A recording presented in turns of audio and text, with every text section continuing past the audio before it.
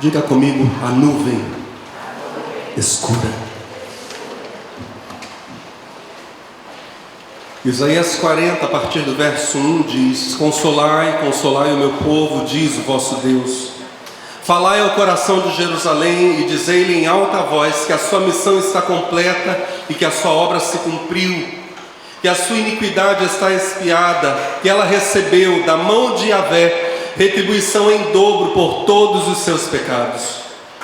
Há uma voz que clama: em meio à terra desértica, preparai o caminho para Yahvé. Na estepe, aplanai uma vereda para o nosso Deus. Seja entulhado todo vale, todos os montes e colinas sejam aplanados. Eis que os terrenos acidentados se tornarão planos, as escarpas serão niveladas.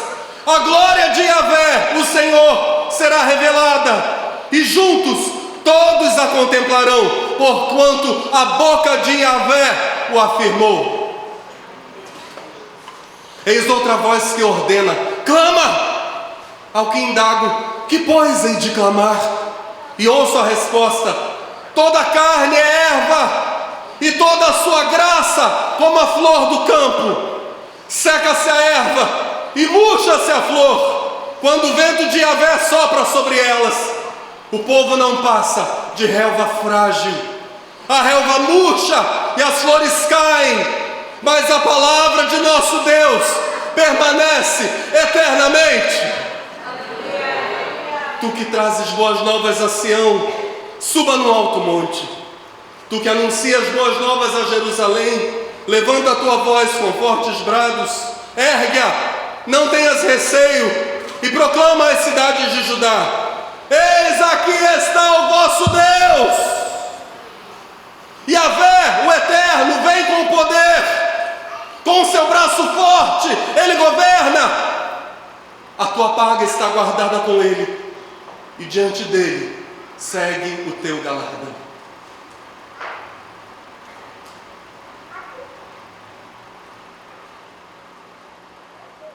Com profundo temor e temor, preciso dizer, ao final desta mensagem, você poderá, se esse é o seu caso, evidentemente, continuar não levando a sério o ficar quieto ou quieta a sós com Deus todos os dias. Espero que não. Ao final desta mensagem, você poderá se esquecer das sensações que a própria mensagem causou em sua carne enquanto ela estava sendo pregada. Espero que não. Ao final desta mensagem, homens casados, jovens solteiros, adolescentes, poderão continuar gastando mais tempo, e aqui eu não vou dizer que é errado entreter-se e divertir-se, não é isso. Isso faz parte da vida, é devido. Volto. Ao final desta mensagem, homens casados, jovens solteiros e adolescentes poderão continuar gastando mais tempo com entretenimentos, em programas de TV, nas redes sociais ou em outra coisa qualquer. Poderão continuar sendo tão carnais e infantis quanto sempre foram, mas espero que não.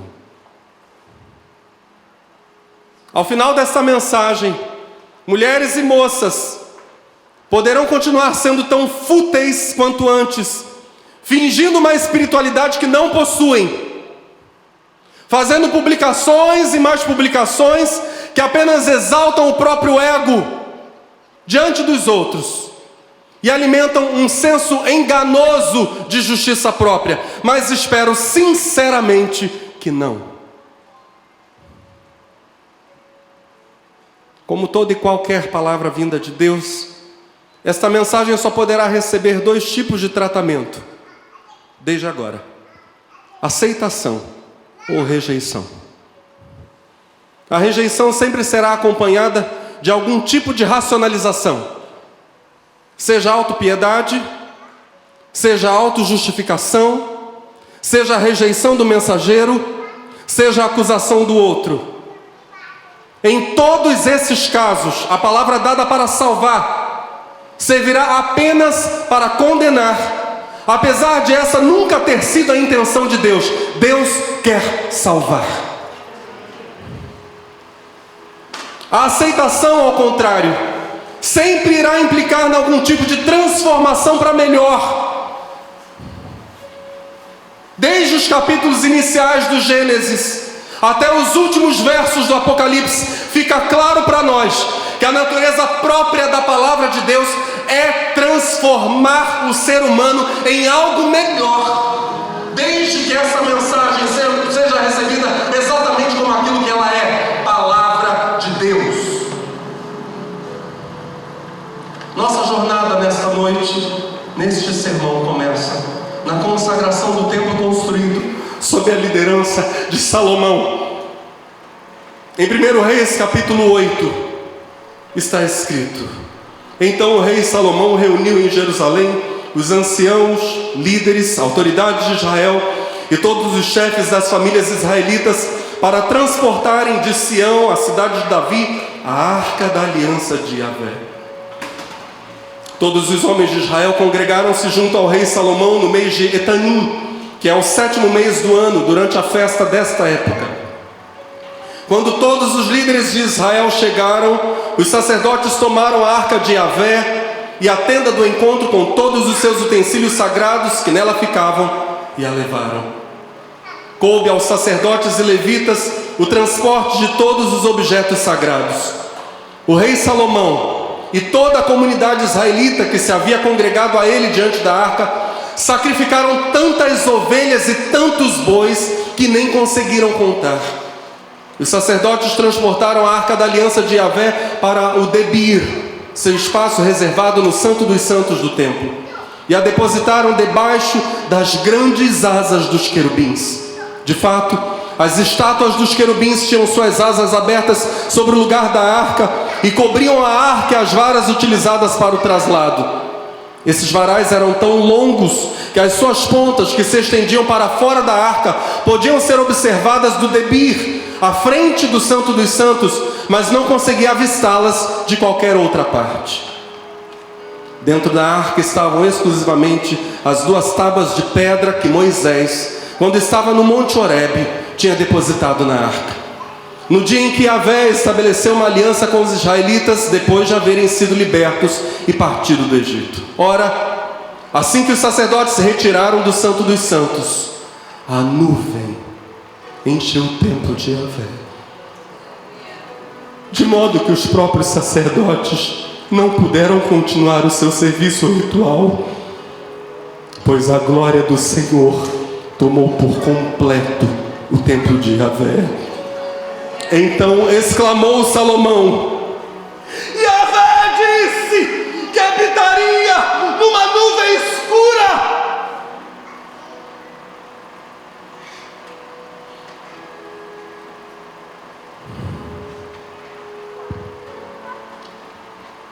O texto nos diz que a congregação se uniu ao rei Salomão no mês de Etanim, que é o 7º mês do ano, durante a festa desta época, diz o texto. O mês de Etanim é o mesmo Tisri ou Tishrei. Corresponde no nosso calendário a setembro ou outubro.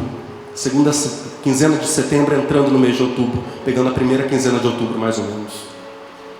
Esse mês é o primeiro mês do calendário civil hebraico, o calendário que era guiado pelas colheitas, plantio e colheita. Afinal de contas, Israel era uma nação eminentemente agrícola. Etanim ou Tishrei é o primeiro mês do calendário civil hebraico, mas no calendário religioso é o 7º mês. Nesse mês, os judeus comemoram a festa das trombetas. Levítico capítulo 23 fala sobre isso.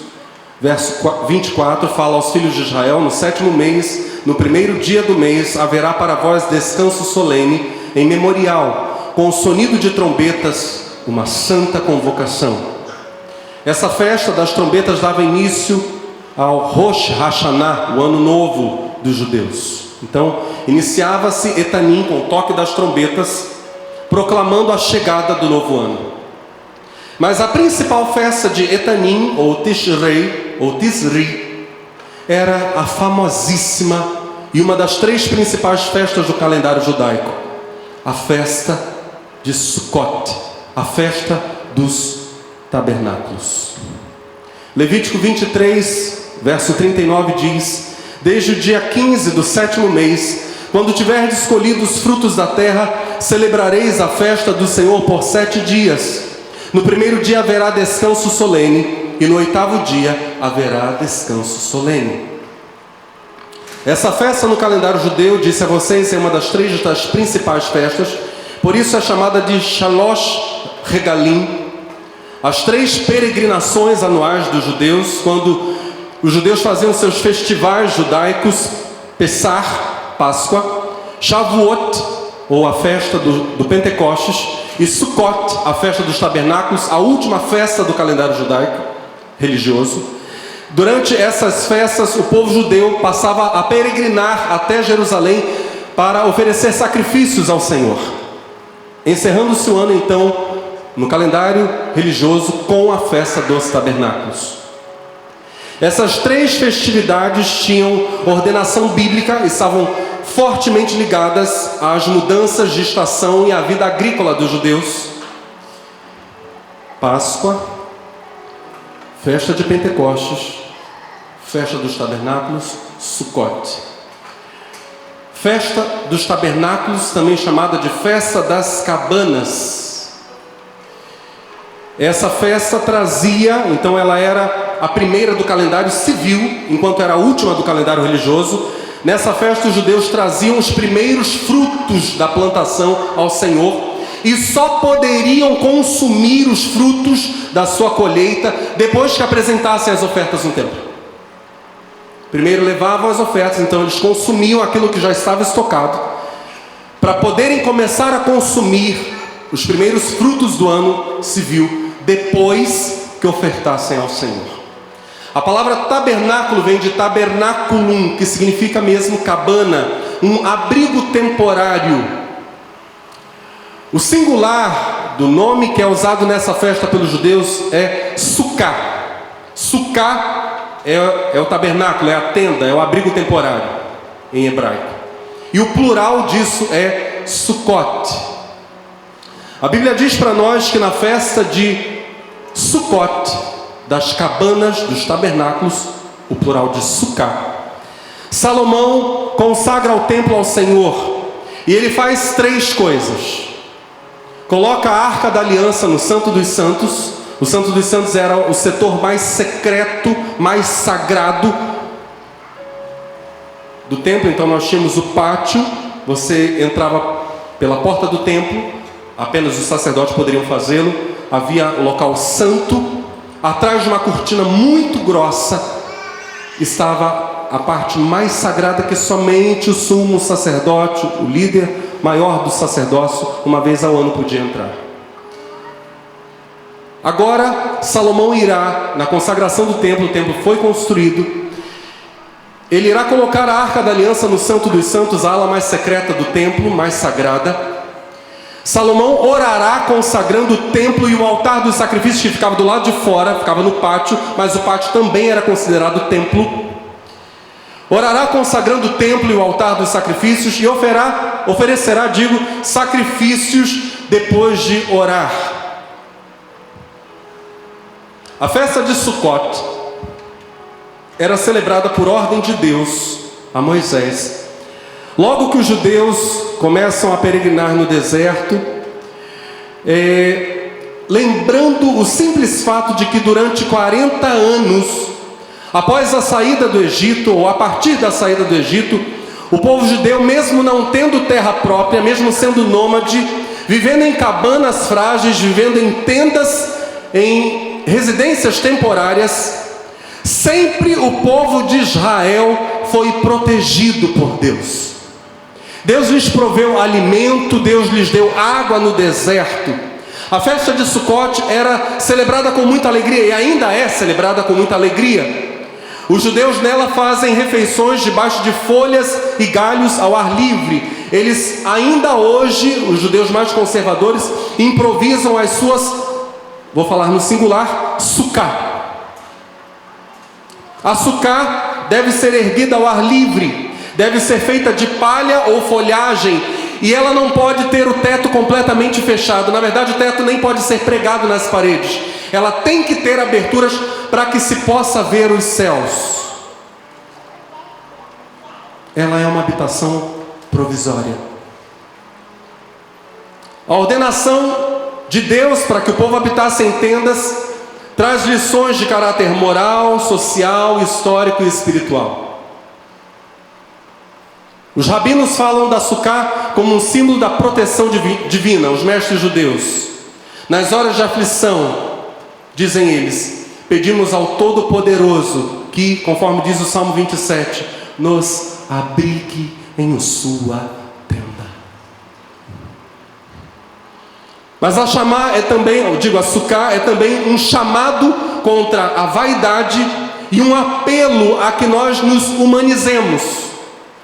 Até o mais poderoso dos seres humanos, o mais rico, deve viver, segundo a tradição do judaísmo antigo, ao menos 7 dias por ano, numa habitação primitiva e modesta, para se conscientizar da volatilidade, da impermanência, da vaidade, ou seja, o quanto elas são transitórias, das posses, a vaidade das posses materiais. A lei de Moisés dizia, em Deuteronômio capítulo 16, que um judeu deveria compartilhar essa moradia com todos os desprivilegiados ao seu redor: os servos, empregados, o estrangeiro, o órfão, diz Deuteronômio 16:14, e a viúva que estiverem dentro dos seus portões. Todos devem ser abrigados na Sucá. Pequena, simples, sem muitos compartimentos, na verdade um único compartimento. Ela obriga os moradores a se aproximarem física e afetivamente. Talvez os inspire a viverem mais unidos nesses 7 dias do que em outros dias do ano. A Sucá é um modelo para o judeu de um verdadeiro lar. Veja só, não há uma estrutura sofisticada, não há uma decoração luxuosa, mas há calor, tradição, piedade, santidade. Um lar, dizem eles, deve ter espiritualidade, deve ter uma vista voltada para o céu. Abrigo temporário, improvisado, construído relativamente às pressas, mas um símbolo de permanência e continuidade. Apesar de frágil, precário, instável, foi instrumento de Deus e tem sido instrumento de Deus na vida do povo de Israel, dizendo-lhes que em meio à fragilidade humana, à fragilidade dessa existência, Deus faz com que os judeus e tantos outros seres humanos sobrevivam a ataques de poderosos impérios, a revoluções, a guerras, porque na verdade o sustentador da vida é somente Deus. Só Deus nos sustenta. A Sucá é uma construção rústica. A estrutura é feita de produtos da terra. São ramos, arbustos, palha, ripas de madeira. O povo judeu toma a palavra de Deus, lá em Levítico 23, a normatização da festa dos tabernáculos, quando o Senhor diz: habitareis em tendas. Eles interpretaram o sentido de habitar como algo que deveria ser vivido com total intensidade. Devia-se comer na Sucá, devia-se dormir na Sucá. Não se devia apenas construir a Sucá em alguns momentos do dia e ir para lá. Não é recitada uma bênção quando se constrói a Sucá, mas a ordem de Deus é habitar nela, não meramente construí-la. A bênção é recitada imediatamente antes de comer e antes de se dormir na Sucá. Durante a festa dos tabernáculos, os judeus agradecem a Deus, por ele ter suprido os israelitas no deserto e não ter deixado faltar água. E por causa disso mesmo, um dos elementos dessa festa é a oferenda de água.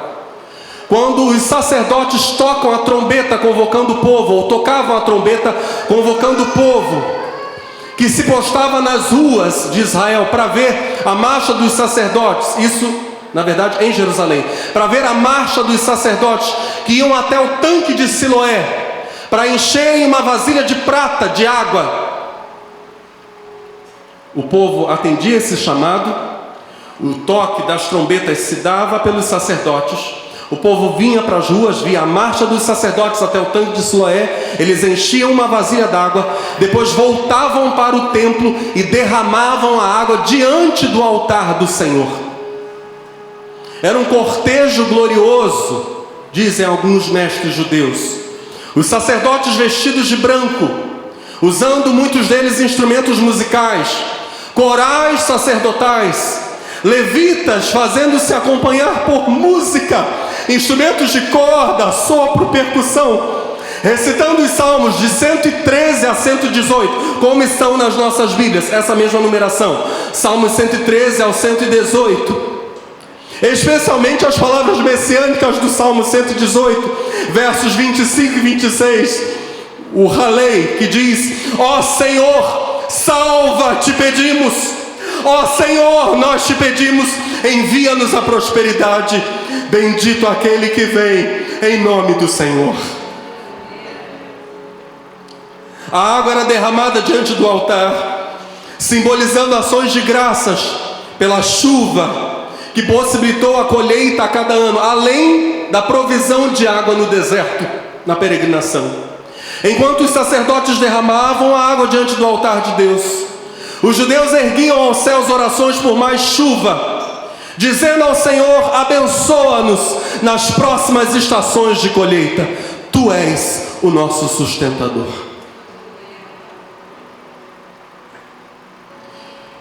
O templo de Israel, o templo de Salomão, ficou pronto, diz a Bíblia, no 8º mês. Eu disse a vocês que a festa dos tabernáculos ocorria em que mês? 7º. A Bíblia diz que Salomão deixou pronto o templo, preste muita atenção nesse detalhe, no 8º mês. Isso significa que o templo estava pronto desde o ano anterior à consagração. Salomão só o consagrou, diz a Bíblia, no 7º mês, na festa dos tabernáculos. Por quê? E aqui pesquisadores se dividem. Não há consenso sobre isso. Por que o templo não foi consagrado a Deus tão logo ele ficou pronto? Houve um tempo de espera de 1 ano para que o templo começasse a ser utilizado. Duas possibilidades. A primeira delas, falada, por exemplo, defendida por John Wesley, o grande Wesley. Wesley faz a pergunta: mas o templo não estava terminado no 8º mês? É o que diz o capítulo 6, verso 38 de 1 Reis. Como então Salomão poderia convidá-los para o ato consagratório no 7º mês? Este foi, diz John Wesley, o que já sabemos, o 7º mês do ano seguinte. O argumento de Wesley prossegue dizendo: embora a casa, o templo em si, em todas as suas partes, tivesse terminado no ano anterior, ainda assim os utensílios não estavam totalmente prontos. Muitos preparativos deveriam ser feitos para esta grande e extraordinária ocasião. Os utensílios do templo para uso dos levitas e sacerdotes ainda não estavam prontos. Este é o argumento de John Wesley e de outros. Thomas Coke, amigo de Wesley, um sacerdote anglicano que se converteu e se tornou metodista, depois da sua experiência de conversão, saiu do anglicanismo. E aqui eu não estou tecendo uma crítica direta ao anglicanismo, foi a realidade de Thomas Coke. O argumento dele é segunda possibilidade, ou segunda hipótese. Salomão decidiu adiá-lo até a festa dos tabernáculos do ano seguinte, pois aquele ano era ano do jubileu. Seria o 9º jubileu de Israel, de acordo com o arcebispo Usher, James Usher, ou simplesmente Usher. Foi um arcebispo de Armagh, na Irlanda, o primaz, a maior autoridade da igreja anglicana da Irlanda. Esse senhor, esse bispo, na verdade arcebispo Usher, escreveu um livro lá pelos idos de 1600 e alguma coisa, 1658, se eu não estou equivocado, traçando um cálculo em retrospectiva para se dizer qual a idade do mundo. Eu não vou expor os dados que ele apresentou, mas na época, tanto a Irlanda quanto outros países ligados à igreja anglicana deram muito prestígio, reconheceram a pesquisa do arcebispo Usher.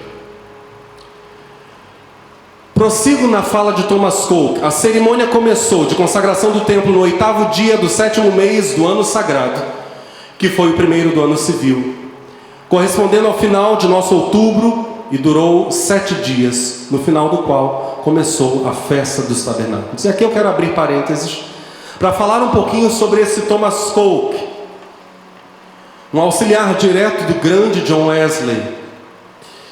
Eu disse a vocês que ele era um bispo anglicano, um clérigo anglicano, teve uma experiência de conversão em 1772.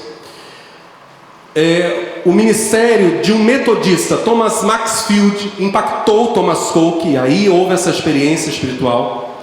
Coke volta para sua paróquia em South Petherton, prega o evangelho agora de uma forma diferente, e a congregação não recebe a mensagem de Coke.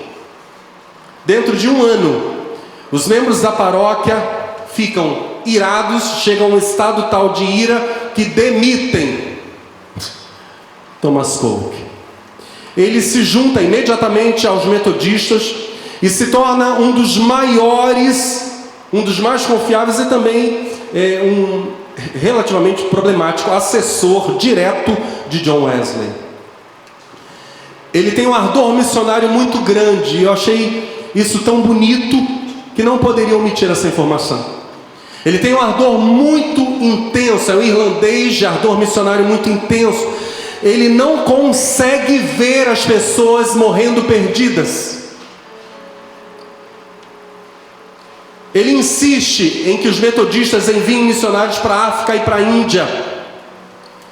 E os metodistas da Inglaterra, que eram os maiores financiadores de missões na época, não apoiam Coke. Wesley concorda, mas apenas em princípio. Coke permanece pedindo ajuda inclusive entre as igrejas batistas da Europa. Após anos de súplica, Thomas Coke, depois de muitos sacrifícios financeiros, recebe finalmente apoio dos metodistas para seguir numa expedição missionária para a África, ainda que o seu maior desejo fosse ir para a Índia. Mas era um começo. Mas ele disse, frase de Coke: eu agora estou morto para a Europa e vivo para a Índia. Deus me disse, dizia ele, para eu ir ao Ceilão. Eu prefiro ser lançado nu na costa do Ceilão, sem roupas, sem amigos, do que não ir para lá. Coke está velho quando enfim sai a missão para a África. Ele está chorando. Enfim, depois de ele suplicar, surge a missão para a Índia. Ele atende ao chamado de Deus e essa expedição ele consegue acompanhar. Mas enquanto o navio está indo, Thomas Coke morre. a bordo.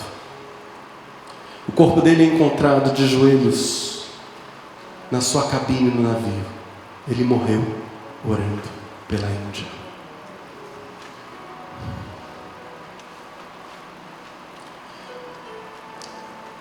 Que Deus avive os corações. Que a chama missionária,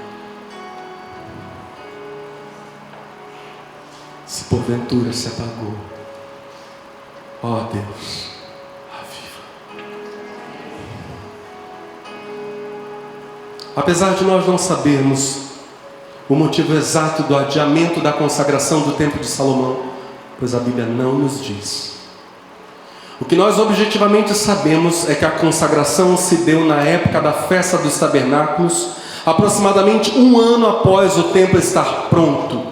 Isso fica explícito nos versos 65 e 66 do capítulo 8 de 1 Reis. Mas qual a importância disso? No primeiro texto desta mensagem, Isaías capítulo 40, o profeta anuncia: seca-se a erva e murcha-se a flor, quando o vento de Yahvé sopra sobre elas. O povo não passa de relva frágil. A vida humana é tão frágil e passageira, diz a Bíblia, quanto as flores do campo. Mas não apenas isso. A esperança profética de Israel, quando nós lemos continuamente o Antigo Testamento, nós vemos um progresso. Se você ler cronologicamente o Antigo Testamento, uma evolução. A esperança profética de Israel evolui para a compreensão de que não apenas a vida humana é passageira, mas também de que os céus e a terra passarão no dia glorioso do Senhor. Tudo, absolutamente tudo passará.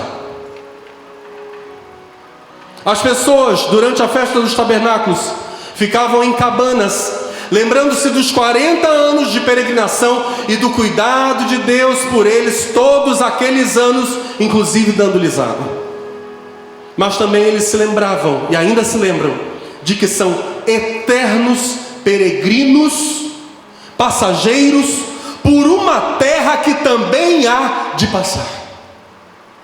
Não apenas nós passamos pela terra, nós passamos por uma terra passageira. O segundo texto que nós lemos diz que os sacerdotes colocaram a Arca da Aliança em seu lugar no Santo dos Santos.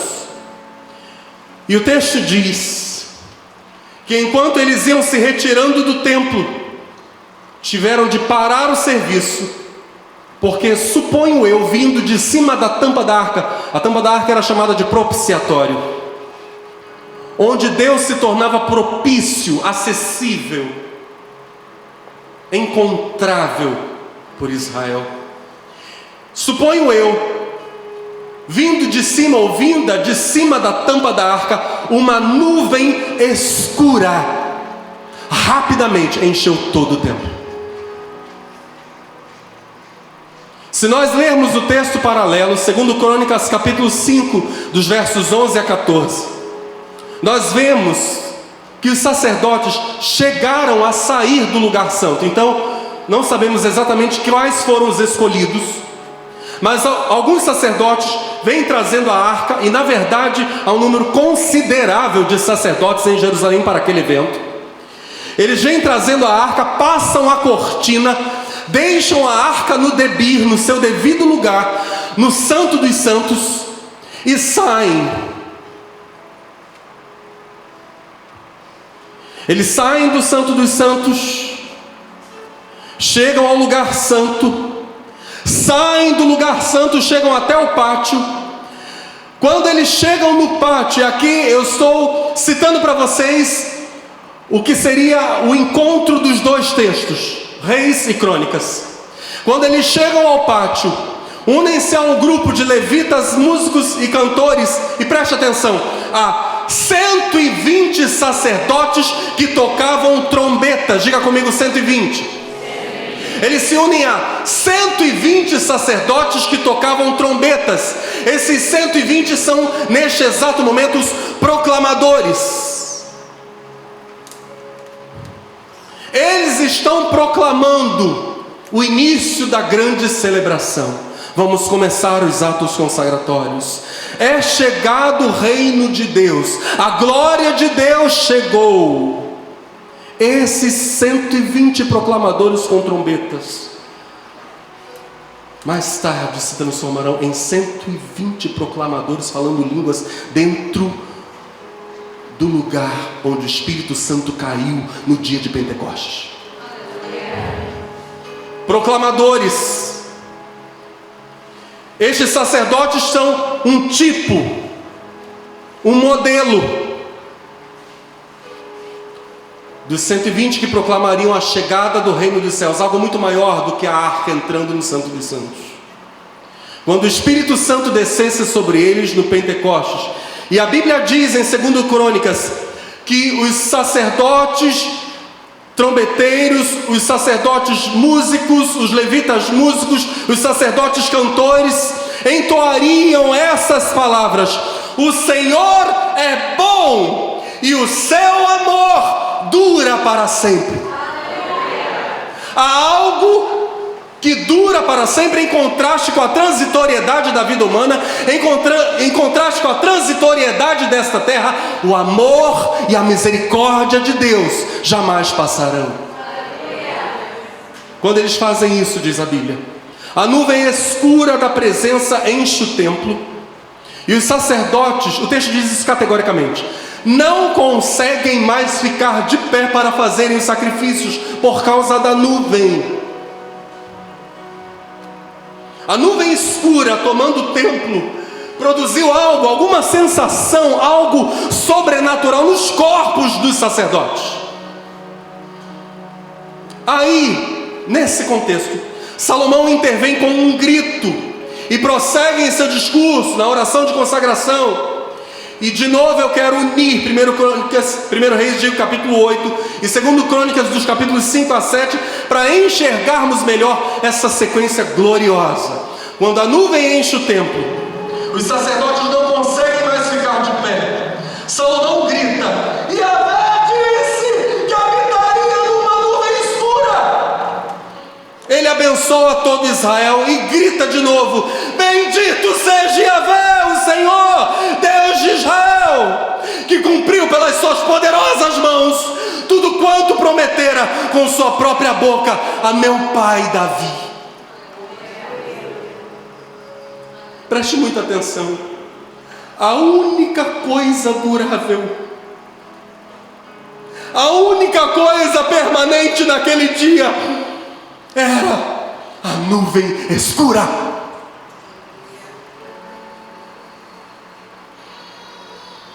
A arca se perderia, o templo seria destruído, posto no chão. Salomão e todo aquele povo, todos eles evidentemente morreriam. Até os céus e a terra, nos quais foi feito o ato consagratório, haveriam de passar, iam de passar. Mas eu e vocês, nessa noite, podemos olhar para o interior do templo de Salomão.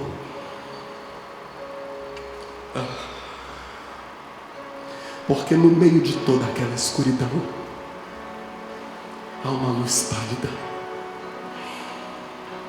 1 Reis, capítulo 7, nos diz que Salomão tinha posto dentro do templo, junto à cortina, junto ao Santo dos Santos, do lado de fora do Santo dos Santos, cinco candelabros de ouro à direita e 5 candelabros de ouro à esquerda.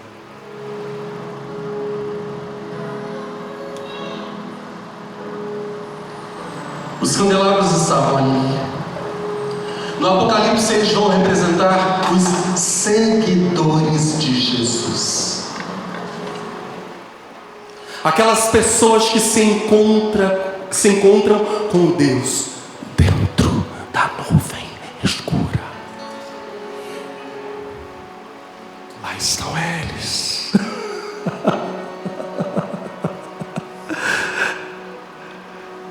no secreto.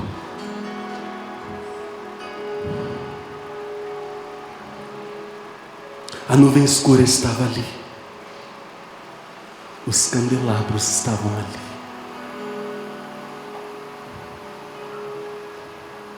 Mas Salomão, de alguma maneira, sabia, talvez por meio da subida de Moisés ao monte, Salomão, de algum modo, sabia que ainda faltava algo. Não bastava a nuvem escura.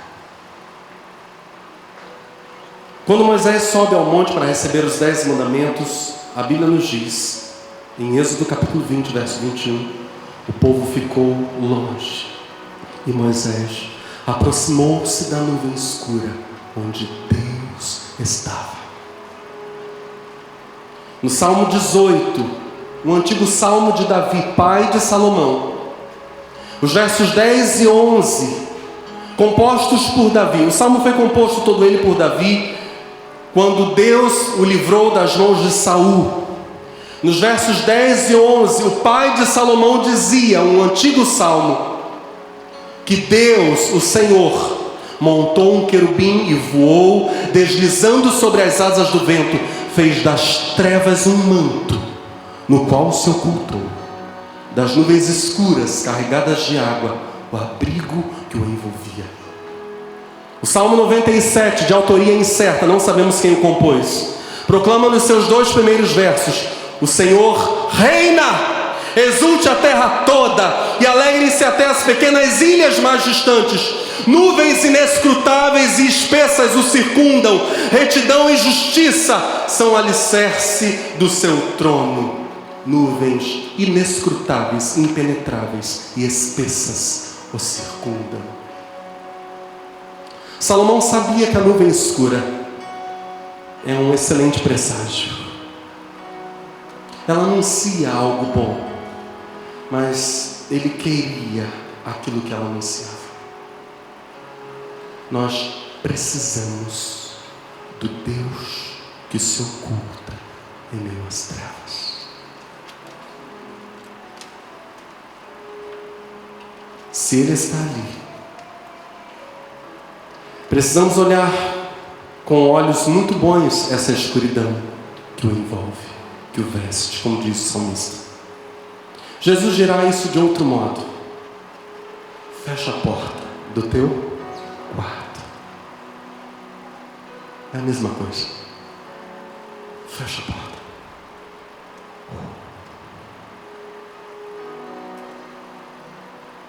São João da Cruz usará outro símbolo, também belíssimo: a noite escura. De um modo ou de outro, se há trevas, e aqui as aspas são bem grandes, estamos falando do sentido simbólico dessas coisas, se há trevas de intimidade e quietude que ocultam Deus, essas trevas são mais belas que a mais pura luz. Por meio delas, o faminto tem acesso à luz radiosa da presença de Deus, ao fogo divino. Quão bela é a escuridão na qual se encontra a luz de Deus. Diz São João da Cruz: em uma noite escura, de amor, em vivas ânsias inflamada, oh, ditosa aventura, saí sem ser notada, já minha casa estando sossegada, na escuridão segura, pela secreta escada disfarçada. Oh, ditosa aventura, na escuridão velada, já minha casa estando sossegada, em noite tão ditosa, e num segredo em que ninguém me via, nem eu olhava coisa alguma, sem outra luz nem guia, além da que no coração me ardia. Essa luz me guiava com mais clareza que a do meio-dia, aonde me esperava quem eu bem conhecia, em sítio, em lugar onde ninguém aparecia. Oh, noite que me guiaste, oh, noite mais amável que a alvorada, oh, noite que juntaste amado com amada, amada já no amado transformada. A noite da intimidade.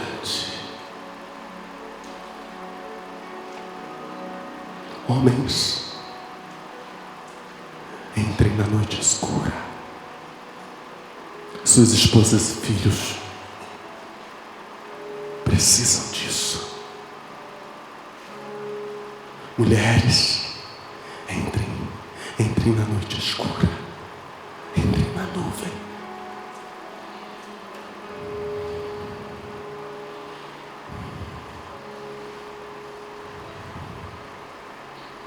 Os candelabros estão lá. A igreja está lá.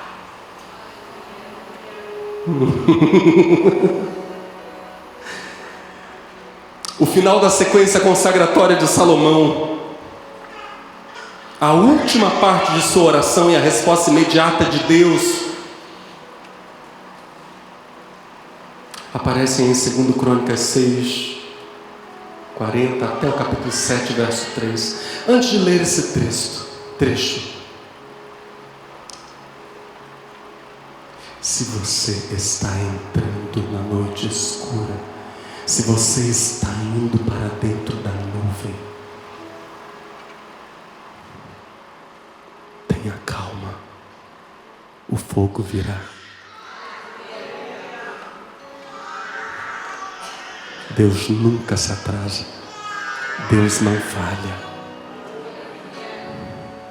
Continue.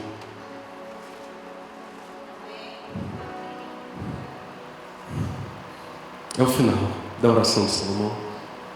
Portanto, ó meu Deus, estejam neste momento os teus olhos observando tudo quanto aqui se passa, e atentos os teus ouvidos às orações e súplicas declaradas a ti neste lugar.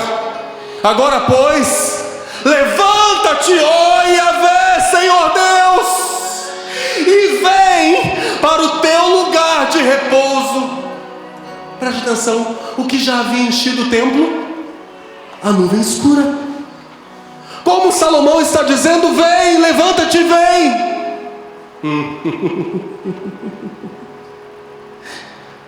Agora, pois, levanta-te, ó Yahvé, Senhor Deus, e vem para o teu lugar de repouso, tu e a arca do teu poder.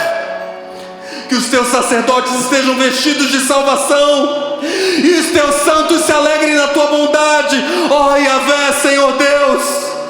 Ó Yahvé, Senhor Deus, não rejeites o teu ungido. Recorda-te das tuas misericórdias e promessas firmadas ao teu servo Davi. Assim que Salomão concluiu sua oração, desceu fogo do céu e consumiu o holocausto e os sacrifícios, e a glória de Yahvé, o Senhor, só que agora é glória como fogo, tomou toda a casa. Você consegue imaginar isso? Meu Deus! Normalmente nós olhamos para esse texto e pensamos que era nuvem. Não! A nuvem já estava lá, agora veio a se revolver o fogo da presença, purificando, santificando o templo inteiro, lambendo tudo sem nada consumir. A glória do Senhor. Os sacerdotes não podiam entrar no templo do Senhor, porquanto a glória de Yahvé havia enchido o templo. Quando os israelitas viram aquele fogo descendo e a glória de Yahvé sobre o templo, ajoelharam-se atônitos no pavimento, com o rosto rente ao chão, adoraram e deram graças ao Senhor com grande júbilo, exclamando, era o grito da igreja, do povo de Deus: o Senhor é bom, eterno é o seu amor, e a sua misericórdia dura para sempre.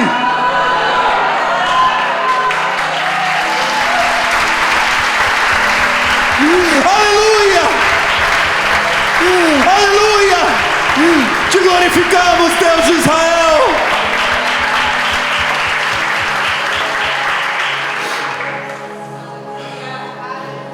Tentemos resumir essas coisas,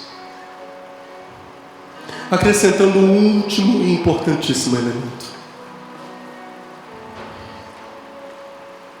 Preste muita atenção. Em primeiro lugar, a unidade do povo de Deus atendendo à convocatória de Salomão trouxe a nuvem. A oração trouxe o fogo.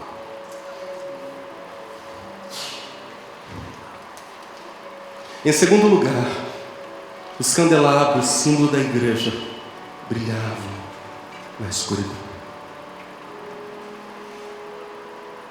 É a unidade do povo de Deus, enquanto a glória vem chegando.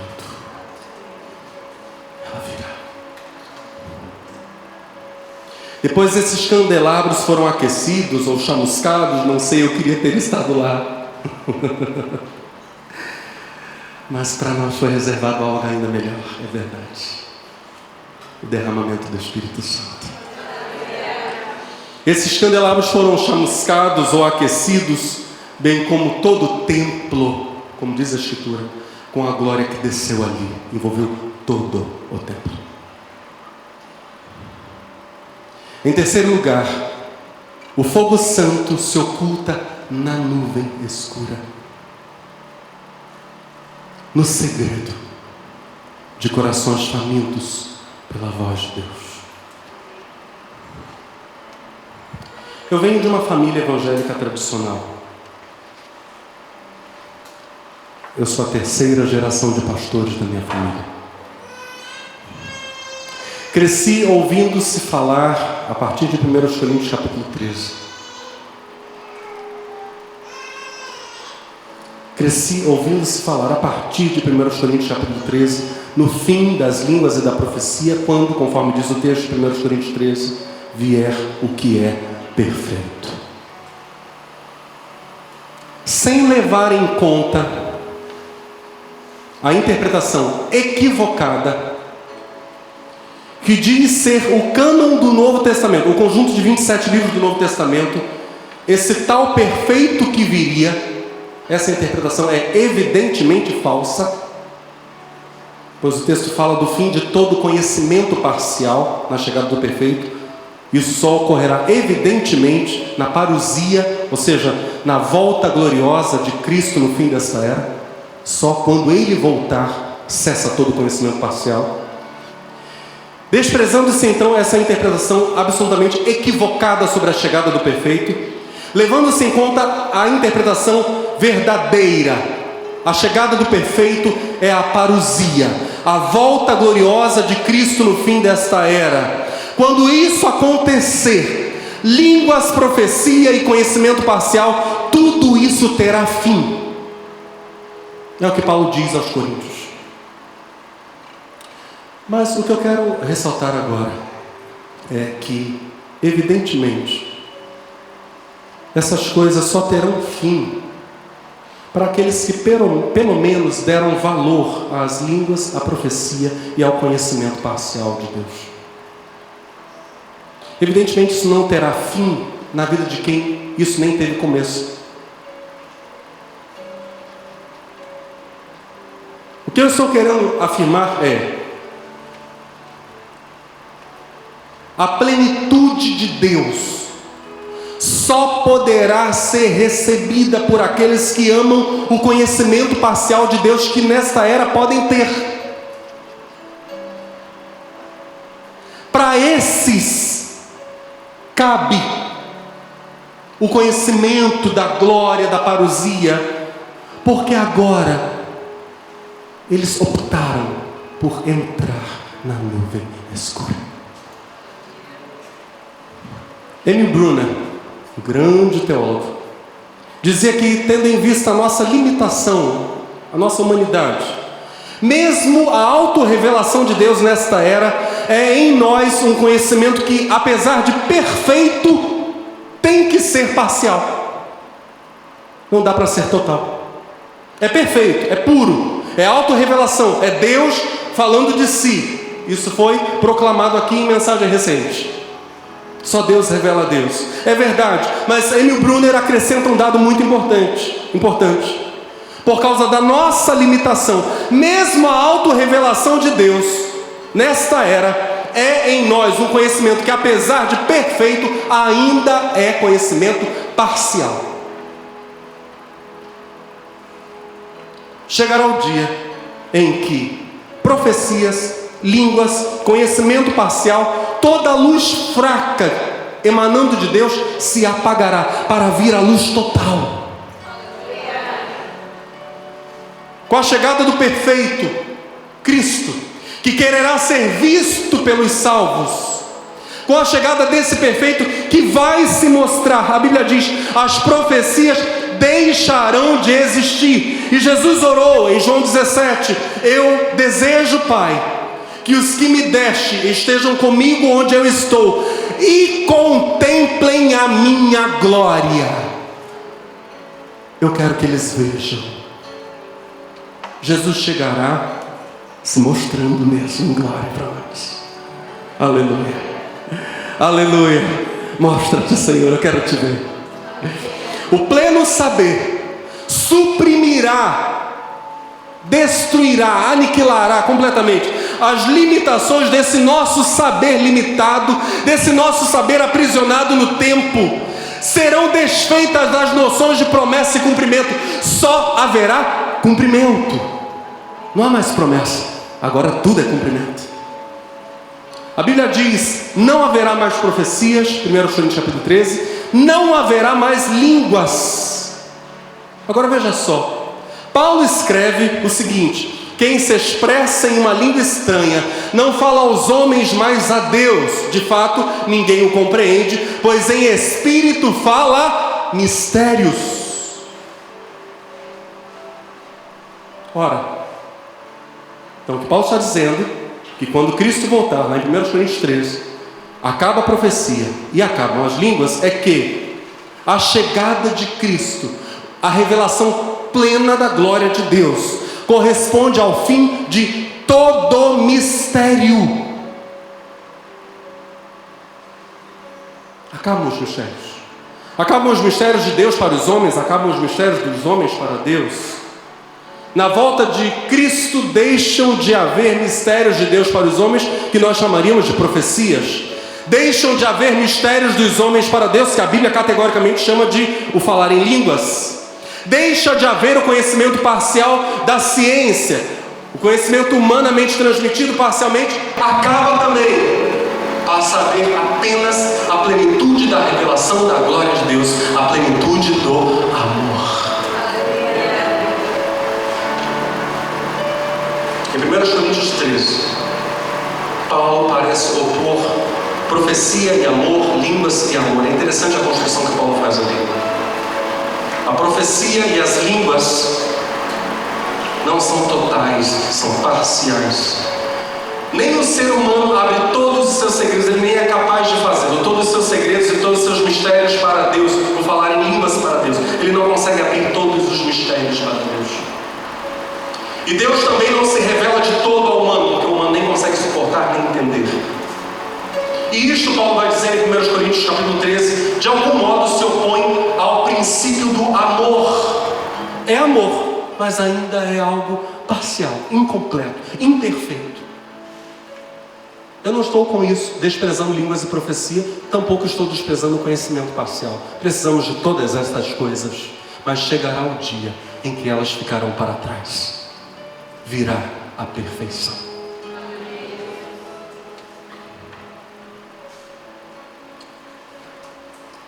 Se falarmos de profecias, profetas e profetisas falam aos seres humanos em nome de Deus, são representantes legítimos de Deus. Os verdadeiros profetas e profetisas colocam-se entre terra e céus. A profecia é então uma fala por representação. O profeta fala como representante. Só que essa fala por representação já revela por si mesma distância entre o falante original e o destino final da fala. A profecia já pressupõe distância.